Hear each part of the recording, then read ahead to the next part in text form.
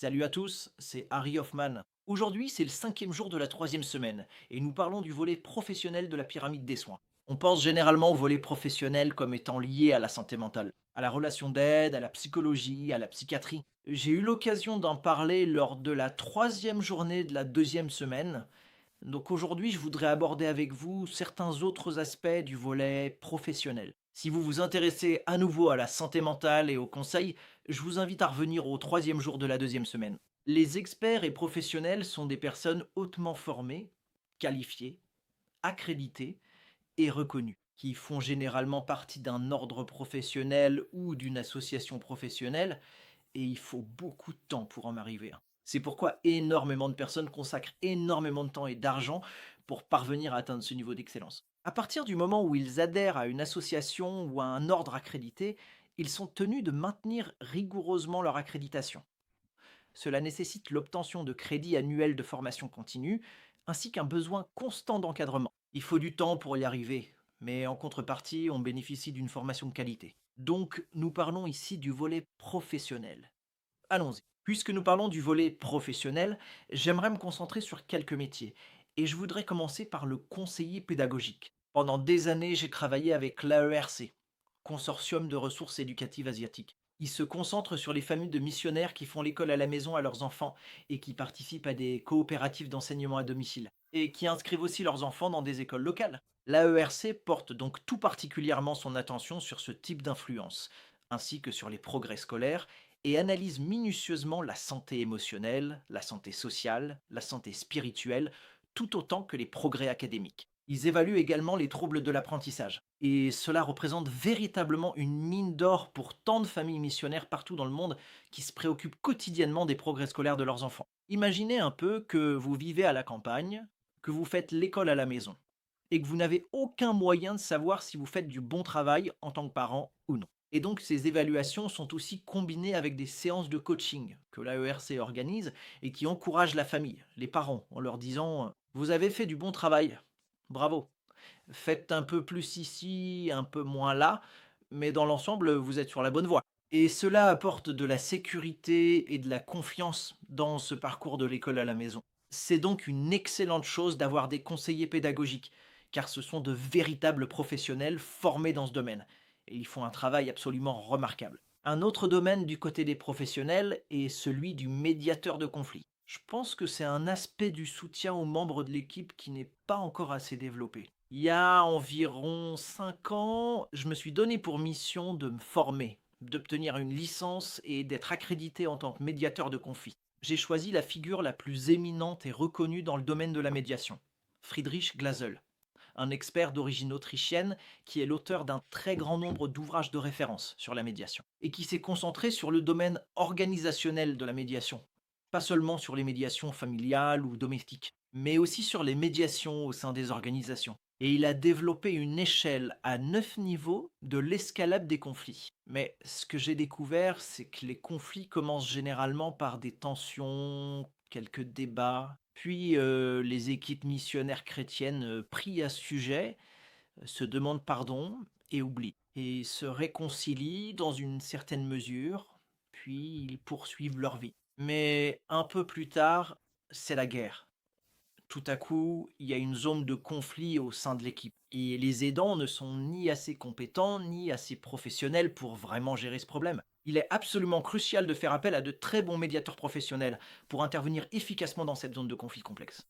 Et j'en ai vu beaucoup, ouais, vraiment beaucoup, même trop d'équipes en guerre. Donc, je pense, et j'en suis convaincu, que les missions ont besoin de plus de médiateurs professionnels pour aider les équipes à résoudre leurs problèmes. Parce que dans les situations de conflit, il n'y a que des perdants. Cela m'amène à un autre rôle du côté des professionnels, à savoir celui du professionnel du développement organisationnel. Dans le secteur des affaires, on dépense et on investit beaucoup d'argent pour que des consultants professionnels interviennent dans les entreprises. Dans le milieu missionnaire et le contexte chrétien, on fait rarement cela parce que cela coûte cher, et puis nous avons Dieu et le Saint-Esprit, donc ça devrait fonctionner d'une manière ou d'une autre. Il y a un dicton qui dit un bon médecin soigne la maladie, tandis qu'un grand médecin soigne le patient, la personne dans sa globalité. Un bon médecin soigne la maladie, tandis qu'un grand médecin soigne le patient dans sa globalité, la personne dans sa globalité. Et c'est souvent le cas. C'est exactement ce dont on a besoin dans les équipes missionnaires et les organisations. Vous voyez différentes maladies apparaître, mais en réalité, c'est une organisation dysfonctionnelle, une équipe dysfonctionnelle ou une mauvaise influence du leadership. Donc, laissez-moi vous donner quelques exemples. Nous avons une organisation dont la direction se trouve en Europe, tandis que l'équipe chargée de mettre en œuvre les décisions est au Cambodge. Et il n'y a qu'un contact virtuel, peut-être une visite une fois par an. Et l'équipe au Cambodge a le sentiment que la direction en Europe n'arrive pas à se connecter à la réalité du quotidien. Ah, ça arrive souvent d'ailleurs parce que les décideurs ne sont pas sur le terrain. Un autre problème qui se présente souvent, c'est la distance hiérarchique, comme la conception occidentale ou européenne qui considère le leadership comme une hiérarchie horizontale. Avec des équipes inclusives où l'on demande à tout le monde quelle est votre opinion?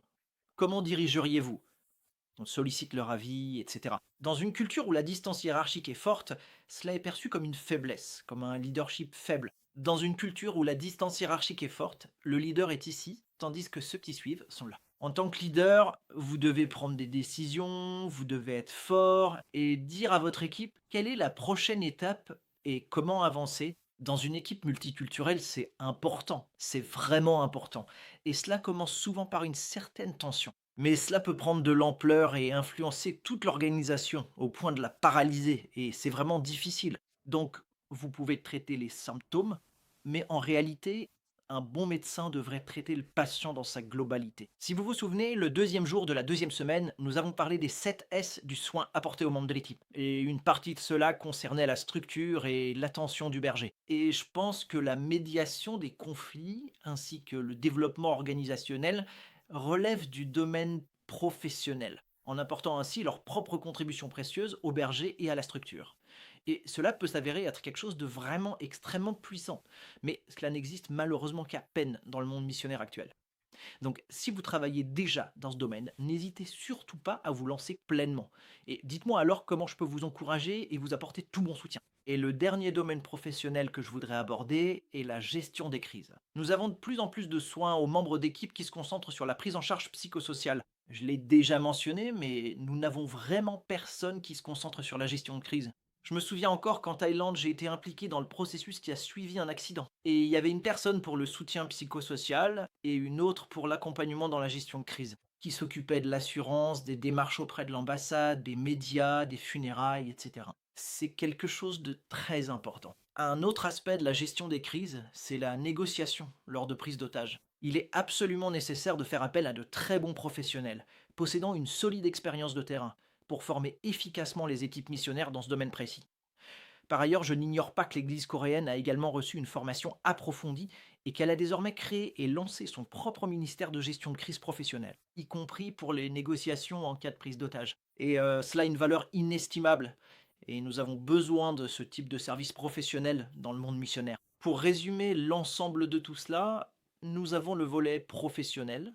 Ils sont généralement agréés et très bien formés. Ils s'inscrivent dans une structure de redevabilité et font preuve d'un grand sens des responsabilités. Doivent se conformer pleinement et strictement à certaines directives éthiques et légales, et prennent d'ailleurs leur travail quotidien extrêmement au sérieux, leur profession très au sérieux. Je suis désolé si je n'ai pas mentionné votre profession aujourd'hui, mais je tiens à remercier chaleureusement tous ceux parmi vous qui sont prêts à offrir leurs services dans l'espace dédié aux professionnels pour la communauté missionnaire. La communauté missionnaire ne serait pas ce qu'elle est sans le soutien des professionnels. Je vous remercie beaucoup. Il reste encore du chemin à parcourir. Nous avons encore beaucoup de lacunes à combler et de besoins. Et je n'en ai souligné que quelques-uns aujourd'hui. Alors, si vous vous sentez appelé à soutenir la communauté missionnaire dans le coin professionnel, lancez-vous. Merci beaucoup. Demain, nous parlerons du bien-être personnel et de votre relation avec Dieu, qui se trouve au centre de la pyramide des soins. Et j'ai hâte de vous retrouver. Au revoir.